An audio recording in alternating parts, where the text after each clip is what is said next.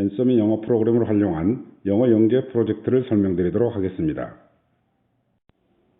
이전 영상에서는 문장 이론을 설명드렸는데요. 이번 영상에서는 원어민들이 단락을 어떻게 쓰는지, 단락의 아웃풋 원리와 독해력 훈련, 그리고 단락의 아웃풋 원리와 어휘 학습에 대해서 설명드리도록 하겠습니다.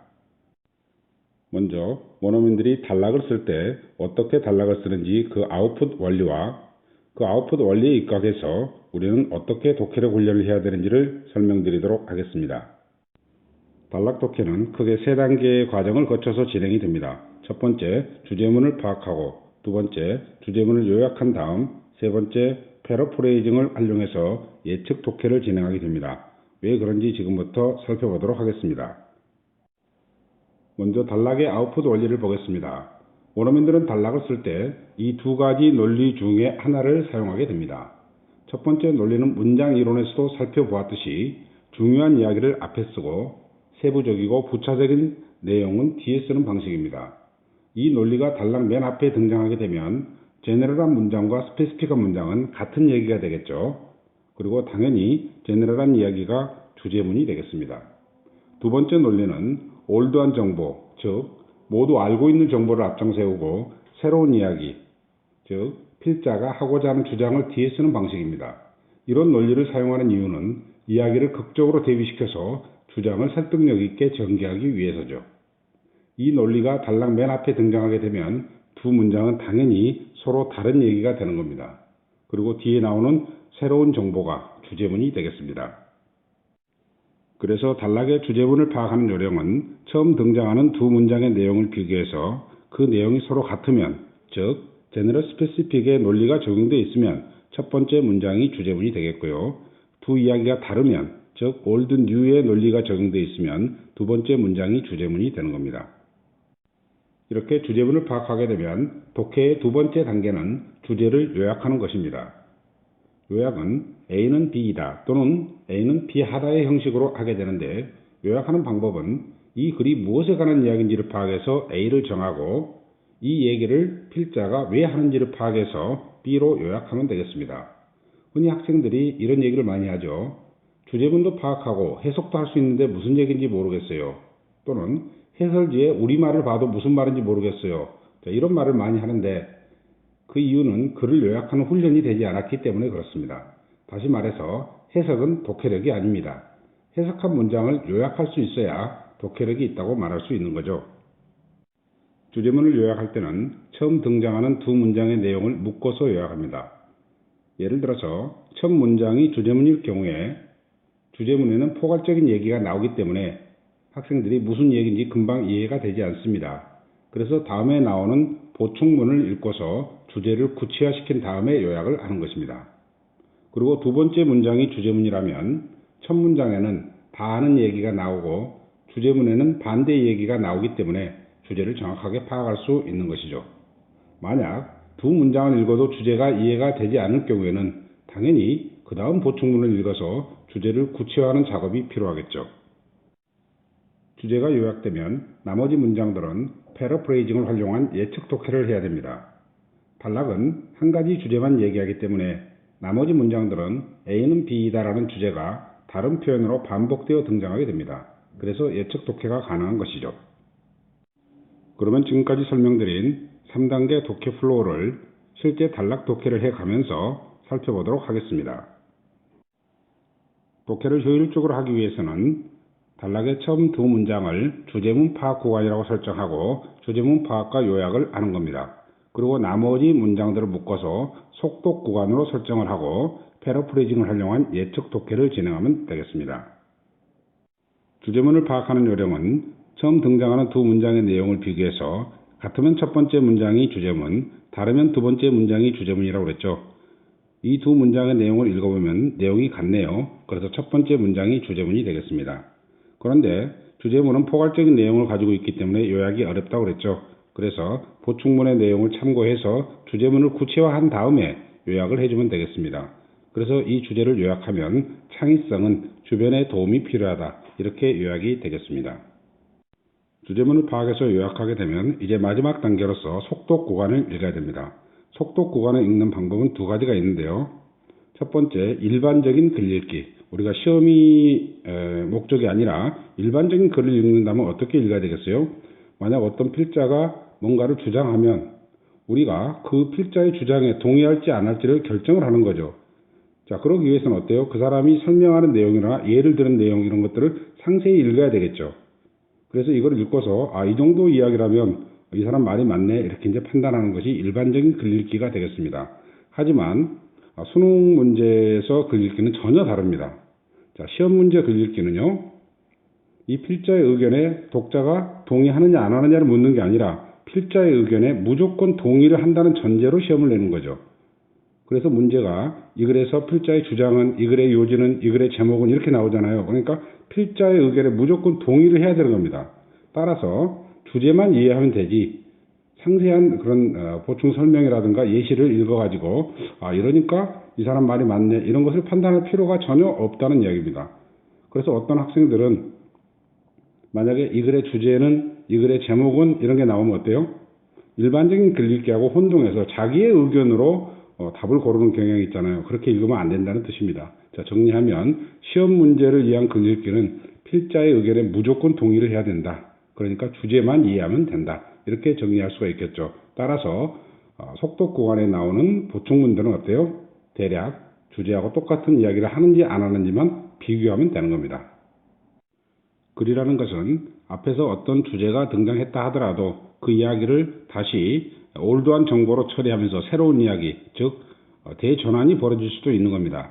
따라서 주제를 파악해서 요약을 하면 속독 구간에서는 저 주제 A는 B다가 반복되는지 아니면 새로운 이야기로 바뀌는지만 확인하는 정도로 독해를 해야 되는 겁니다. 자, 이때 사용하는 기법이 예측 독해가 되겠습니다. 예측 독해는 뭐냐 그러면, 자, 주제 A는 B다가 있죠. 창의성은 주변의 도움을 받는다. 이제 이런 것들을 우리가 요약을 했잖아요. 그러면 이제 예를 들어서, 자, 무슨 예를 들겠어요? 창의성은 주변의 도움을 받는다. 이 예를 들겠죠. 그러면 보니까 어때요? 여기에 뭐 미켈란젤로 이런 창의성을 가진 천재들의 이야기가 나오잖아요. 그러면 이 뒤에 노란색으로 되어 있는 모든 내용은 예측을 할 수가 있는 거죠. 무슨 내용이 나올까요? 주변의 도움을 받는다. 이런 이야기가 나오겠죠. 이렇게 예측을 하면서 이 글을 읽으면 어때요? 모르는 단어나 어려운 문법이 나와도 전부 다 우리가 예측한 내용에 맞춰서 이렇게 해석을 하기 때문에 어때요? 아주 쉽게 해석이 되는 거죠. 그 다음 문장을 볼까요? 여기 보니까 also라는 대등 연결어가 나왔죠. 또한 개인적인 천문학자들에 대해서 생각해보자 그랬습니다. 그럼 똑같은 이야기 한 번 더 하겠다는 이야기잖아요. 대등 연결어가 등장했으니까. 그러니까 뒤에 나온 내용을 다 예측할 수가 있는 거죠. 여기서 개인적인 천문학자들은 바로 창의적인 개인 또는 창의성을 패러프레이징한 말이죠. 그러면 그 뒤에 나와 있는 노란색 글씨 부분 어때요? 주변의 도움을 받는다. 주변의 도움이 필요하다. 이런 내용이 나올 건 뻔히 알잖아요. 그래서 대략 읽으면서 어때요? 모르는 단어가 나오더라도 통과하면서 주변에 도움을 받는다. 주변에 도움이 필요하다. 이런 내용인지 아닌지만 확인하면 된다는 뜻입니다. 속독 구간은 시험을 위해서는 이렇게 읽어야 되는 겁니다. 그 다음 문장을 볼까요? 자, 이 사람의 요점은 그랬습니다. 단락은 한 가지만 이야기하니까 이 필자의 요점은 그랬으니까 똑같은 이야기가 또 나와야 되는 겁니다. 당연하죠. 그래서 자, 그 분야에서 일하는 사람들은 역시 창의성을 패러프레이징 한 거죠. 그럼 노란색 글씨로 된 부분 내용은 뭐가 나올까요? 주변의 도움을 필요로 한다. 이런 내용이 나올 건 뻔히 알죠. 그래서 대충 읽어가면서 그런 내용이구나. 이 정도 파악하면 되는 겁니다. 마지막 문장을 볼까요? 자, individual은 당연히 creative한 individual, 즉 창의성의 패러프레이징이 되겠죠. 단락은 한 가지 주제만 이야기하기 때문에 엉뚱한 사람이 나올 수가 없는 겁니다. 그러면 뒤에 있는 노란색 글씨 부분은 당연히 주변에 도움이 필요하다. 이런 내용이 나오겠죠. 지금 다운표 보면은요, 영어에 관용적인 표현이 나왔습니다. 그래서 이걸 해석을 못한다고 이렇게 어려워하면 안 되는 겁니다. 왜냐? 예측 독해로 전부 다 극복을 할 수가 있기 때문이죠. 그러면 전체적으로 독해 과정을 다시 한번 살펴보도록 하겠습니다. 먼저 독해를 할 때는 처음 두 문장을 묶어서 주제문 파악 구간으로 설정한 다음에 두 문장의 내용을 비교하는 거죠. 같으면 첫 번째 문장이 주제문, 다르면 두 번째 문장이 주제문이 되겠습니다. 자, 주제문을 파악하면 뭐 해야 되죠? 보충문하고 내용을 이렇게 같이 읽어서 주제를 구체화시키는 겁니다. 그리고 요약을 하는 겁니다. 이때 시간이 좀 많이 걸려도 상관이 없습니다. 왜냐? 어차피 주제가 A는 B다로 요약이 되면 속독 구간은 어때요? 예측 독해로 그 이야기를 하는지 안 하는지만 확인하면 되기 때문에 시간이 걸려도 상관이 없습니다. 근데 만약에 이 요약이 되지 않으면 예측 독해를 할 수가 없겠죠. 그러니까 단어 단위로 전부 다 해석을 해야 되는 것 같아요. 독해력이 늘지가 않고 시간이 많이 걸리는 겁니다. 앤서미 영어에서는 학생들의 독해력 향상을 극대화시키기 위해서 예측 독해 훈련이라는 걸 진행하는데 총 13가지 훈련을 진행합니다. 그래서 어떤 문제풀이 스킬이나 이런 것들을 가르치는 게 아니라 학생들의 독해력을 기반으로 어떠한 문제도 풀 수 있도록 훈련을 시키는 겁니다. 자, 이 13가지 훈련 중에서 시간이 없으니까 오늘은 5번째 패러프레이징과 예측 독해 이 부분을 한번 보여드리도록 하겠습니다. 화면에 보이는 단락을 대상으로 패러프레이징과 예측 독해 훈련을 어떻게 하는지 살펴보죠. 화면에 나와 있는 내용은 실제 교재의 모습입니다. 물론 온라인으로도 제작이 되어 있습니다. 예측 독해를 하기 위해서는 제일 먼저 주제를 파악해서 요약을 해야 되겠죠. 요약이 되지 않으면 예측을 할 수가 없습니다. 자, 주제문 파악 구간에서 두 문장의 내용을 비교하니까 내용이 같아요. 그래서 제너럴 스페시픽의 원리에 의해서 첫 번째 문장이 주제문이 되겠습니다. 그러면 두 문장의 내용을 읽어서 주제를 구체화시킨 다음에 요약을 하면 되겠죠. 그래서 요약을 해보면 음악은 비평가가 독점했다. 자, 이 이야기가 되겠습니다. 그런데 이 단락은요, 지금 박스로 쳐놓은 부분을 보면은 파일 공유 서비스 이전에는 이랬다는 이야기예요. 그런데 인터넷이 음악을 접근 가능하게 만들었다. 쉽게 접근하게 만들었다. 이 이야기는 반대 이야기잖아요. 즉 파일 공유가 쉽게 된다는 이야기잖아요. 그래서 이야기가 다시 바뀌는 겁니다. 그러니까 두 가지 논리가 번갈아 가면서 쓰이는 거죠. 처음에는 제너럴 스페시픽의 논리였는데 다시 새로운 이야기가 나오잖아요. 그래서 제너럴 스페시픽 했던 부분이 다 아는 이야기로 바뀌면서 새로운 주제가 등장하는 겁니다. 그러면 위의 이야기하고 아래의 이야기는 반대가 되기 때문에 이제 주제는 어떻게 될까요? 이 뒤에 나오는 내용이 주제가 되는데 예측을 할 수가 있겠죠. 앞의 이야기하고 반대니까. 그래서 음악은 비평가가 독점하지 못한다. 이렇게 예측을 할 수가 있는 겁니다. 이렇게 빈칸을 예측하게 되면 학생들은 이 예측 확인란을 통해서 실제 자기 예측이 맞는지를 확인하게 되는 겁니다. 자, 파란 글씨 부분을 보니까 어때요? 비평가가 음악을 독점하지 못한다. 이런 얘기가 나왔죠. 그래서 아무 글씨가 없어도 우리가 예측을 했잖아요. 그러니까 이렇게 글씨가 있으면 어떻겠어요? 독해 속도가 매우 빨라지겠죠. 그 다음 문장을 읽어볼까요? 즉 그랬어요. 대등 연결어가 나왔기 때문에 똑같은 이야기를 한 번 더 하겠다는 뜻이죠. 그래서 여기 아무런 글씨가 없어도 우리는 비평가가 음악을 독점하지 못한다. 이런 내용이 나올 거라는 것을 뻔히 예측할 수가 있는 거죠. 이렇게 훈련을 하는 겁니다. 그러면 예측한 내용을 확인해 볼까요? 자, 비평가들이나 보통 사람들이 똑같이 어때요? 음악을 동시에 이렇게 공유한다. 이런 얘기가 나오잖아요. 그러니까 비평가가 독점하지 못한다. 이런 내용이잖아요. 이렇게 예측할 수가 있는 겁니다. 그 다음 문장을 볼까요? 자, 이번에는 대등 연결어 also가 등장했네요. 여기서 그 소셜 미디어 서비스라는 것은 파일 공유 서비스를 이야기하는 거죠. 그래서 또한 그랬으니까 어때요? 똑같은 이야기가 나온다는 이야기죠. 그래서 빈칸에 아무 글씨가 없지만 학생들은 여기에 비평가가 음악을 독점하지 못한다라는 그 주제가 반복되리라는 걸 예측할 수가 있는 겁니다. 예측한 내용이 파란 글씨로 되는데요. 이 부분을 읽어보면 비평가가 음악을 독점하지 못한다. 이런 내용이 나온다는 것을 알 수가 있습니다. 그러니까 예측 독해를 만약에 하지 않으면 학생들은 어떻게 했어요? 이 석줄에 걸쳐서 많은 단어들이 나와야 되는데 이거를 전부 다 단어 실력과 문법 실력을 이용해서 해석을 하려고 애를 쓰잖아요. 독해는 그렇게 하는 게 아니다 이런 이야기입니다. 일반적인 독해는 그렇게 해야 되지만 시험 독해는 주제가 요약되면 어때요? 그 주제가 계속 반복되는지 안 되는지만 확인하면 되는 겁니다. 그 다음 그 결과는 이렇게 돼 있어요. 그 결과는 어떻게 되겠어요? 주제하고 똑같아야 되겠죠. 그래서 비평가가 나왔으니까 음악을 독점하지 못한다. 이런 내용이 나올 거라는 걸 뻔히 예측할 수가 있는 거죠. 예측 내용을 보니까 어때요?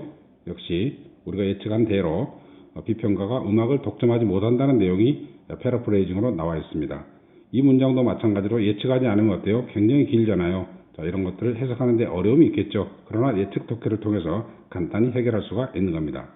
그 다음 마지막 문장은 thus가 나왔네요. 정리문 연결어죠. 정리문은 동일한 주제를 반복하겠다는 뜻이죠. 그러니까 여기에 아무런 글씨가 없어도 동일한 주제가 나올 거란 거. 즉 비평가가 음악을 독점하지 못한다는 내용이 나올 거란 걸 뻔히 알 수가 있는 거죠. 예측한 내용을 확인해 보면 비평가가 음악을 독점하지 않는다. 이런 내용이 나옵니다. 이와 같이 연결어라든가 단락의 논리를 정확히 알면 그리고 단락의 독해 플로우 있잖아요. 주제를 파악해서 요약한다. 그리고 예측 독해를 한다. 이런 플로우를 알면 어때요? 독해가 굉장히 쉽겠죠. 그리고 속도가 빠르겠죠. 이와 같은 방식으로 독해력 훈련을 진행을 하게 됩니다.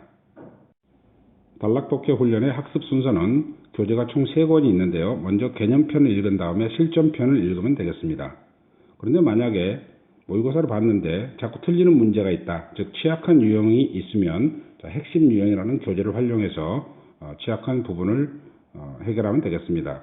그리고 평상시에는 이제 학교에 일반적인 공부를 하다가 모의고사가 닥쳐오면은 모의고사 직전에 개념편, 실전편을 컴퓨터로 한번 복습해주면 다시 이 독해 방법이 전부 다 생각이 나겠죠. 이와 같은 방식으로 성적 관리를 해주면 되겠습니다. 독해력 훈련 교재는 예측 독해라는 책인데요. 기본편 3권, 수능편 3권 이렇게 되어 있습니다. 고등학교 1, 2학년들은 기본편, 고등학교 3학년은 수능편을 보면 되겠죠. 그리고 공부를 할 때는 개념편, 실전편 이렇게 보고 다음에 자기가 자꾸 틀리는 유형이 있으면 핵심 유형 트레이닝이라는 책으로 그거를 보완해 주면 되겠습니다. 이어서 단락의 아웃풋 원리를 이용해서 어휘 학습을 하는 방법을 소개하도록 하겠습니다. 어휘 학습법을 소개하기 전에 먼저 단어와 어휘의 차이를 비교해 보도록 하겠습니다. 뜻으로 비교하는 게 좋겠네요. 단어라는 것은 자기 고유의 뜻을 가진 낱말을 이야기하는 거죠. 근데 어휘는 뭐예요? 문맥상으로 어떤 의미를 가지고 있느냐, 이게 어휘가 되겠습니다. 그래서 수능 문제에도 어휘 추론 문제가 나오잖아요. 그럼 그 단어의 뜻을 묻는 게 아니라 그 단어가 문맥상으로 거기에 쓰여도 괜찮은지를 묻는 거죠. 그래서 일단 앤서미 영어에서는 먼저 어휘를 추론하고 나서 그리고 그 단어의 뜻을 공부하는 방식으로 학습을 진행합니다. 앞에서 말씀드린 예측 독해 기법을 활용하면 학생들은 모르는 어휘의 70에서 90%까지 예측이 가능합니다. 제가 실험해 본 결과 가장 공부를 못한 학생도 70% 정도 그 어휘의 의미를 예측할 수가 있어요. 그리고 일반적인 학생들은 대부분 90% 정도 예측이 가능합니다. 그러니까 보통의 실력을 가지고 있으면 어때요? 단어 때문에 독해를 못하는 그런 일은 없다는 이야기가 되겠습니다. 그러면 어떻게 어휘 학습을 하는지 실제 교재의 모습을 보면서 설명드리도록 하겠습니다. 문제를 보면 패러프레이징으로 빈칸의 내용을 예측한 다음 예측 독해를 이야기하는 거죠. 제시된 어휘의 의미를 예측하고 암기하시오 이렇게 돼 있어요.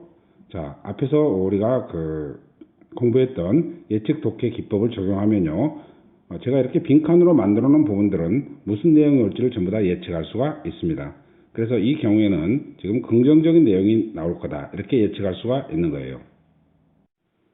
학생들은 자기가 예측한 내용을 예측 독해에서와 마찬가지로 확인을 하겠죠. 확인하는 과정에서 이렇게 모르는 단어가 등장하면 어떨까요? 자, 꼭 이 부분이 아니라 다른 부분에도 만약에 모르는 단어가 등장하면 이 문맥의 전후 과정을 살펴서 자기가 문맥상으로 이것은 무슨 뜻일까 이렇게 예측하는 훈련을 하는 겁니다. 이 훈련을 하는 이유는 만약에 이 단어를 efficiently 그래가지고 효과적으로, promptly, 신속하게 이렇게 그냥 뜻으로 외우잖아요. 그럼 금방 다 까먹어 버립니다. 그런데 이렇게 문맥상으로 이게 도대체 무슨 뜻일까를 고민해서 자기가 한번 써보고 그리고 해답을 보고 이제 뜻을 확인하면 어때요? 내가 70% 정도는 거의 비슷하게 예측했구나. 그리고 내가 예측한 게 독해하는 데는 즉 문맥을 파악하는 데는 큰 지장이 없구나. 이런 식으로 이렇게 자극을 주는 거죠. 자극을 주면 어때요? 이 단어의 뜻을 확인하고 외웠을 때 훨씬 더 기억이 오래 가는 거죠. 그래서 이 훈련을 하는 겁니다.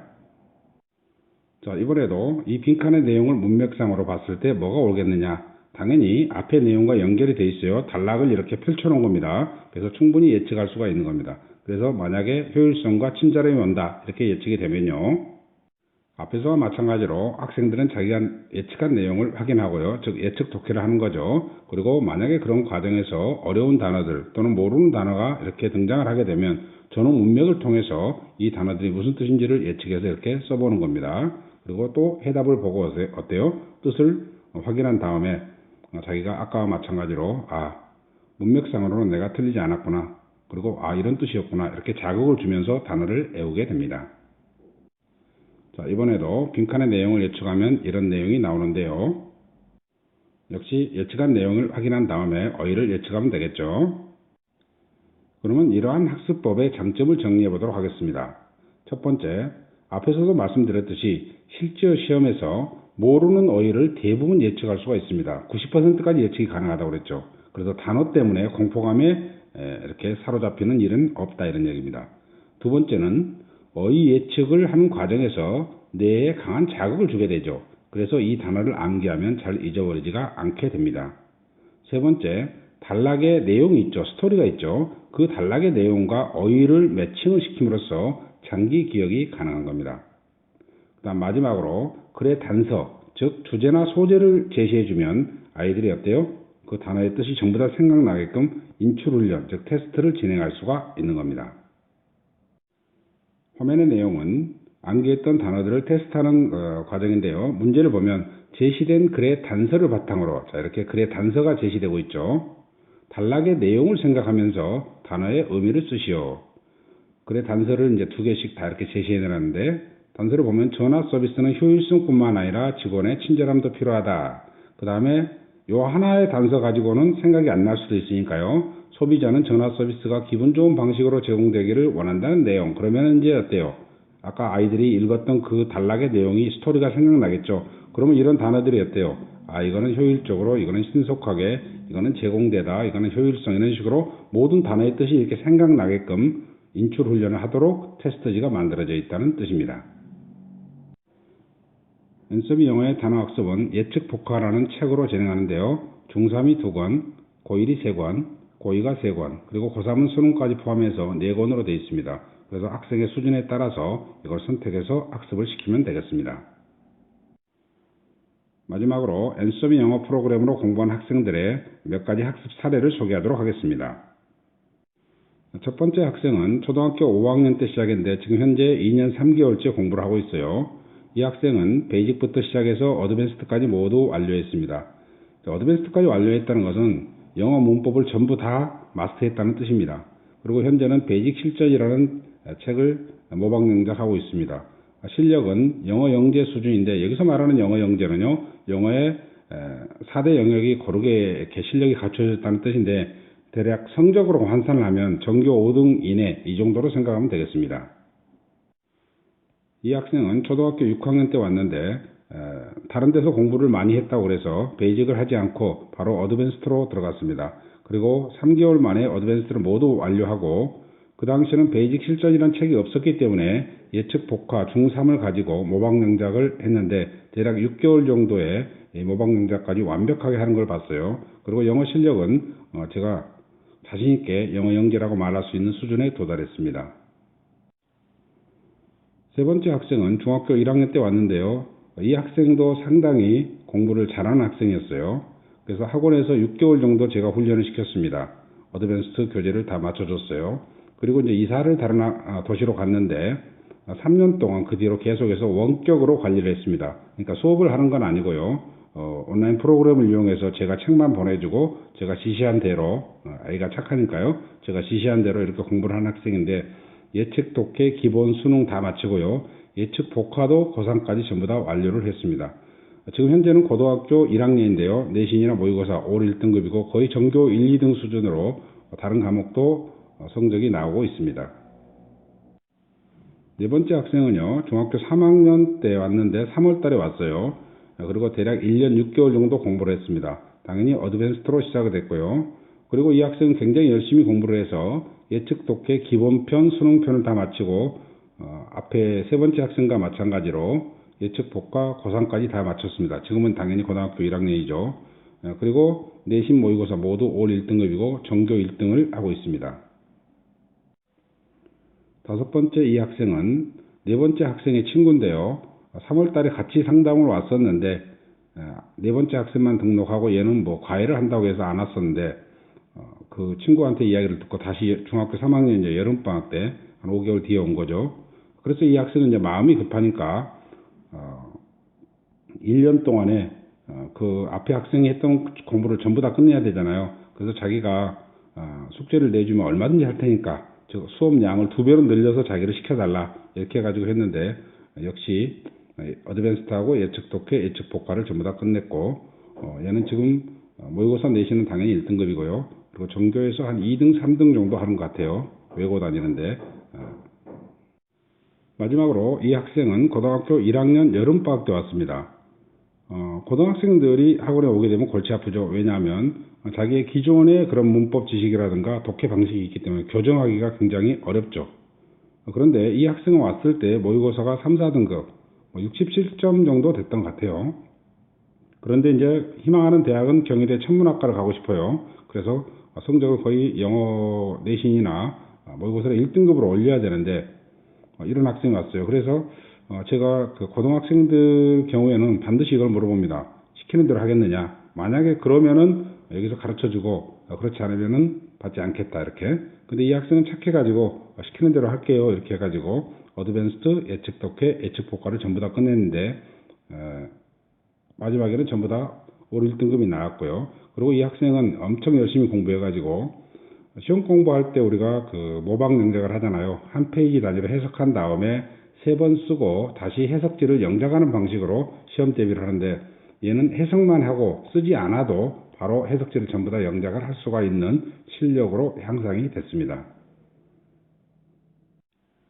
지금까지 원어민들의 아웃풋 원리를 기반으로 예측 독해와 예측 복화를 어떻게 공부하는지 소개해 드렸습니다. 청취해 주셔서 감사합니다.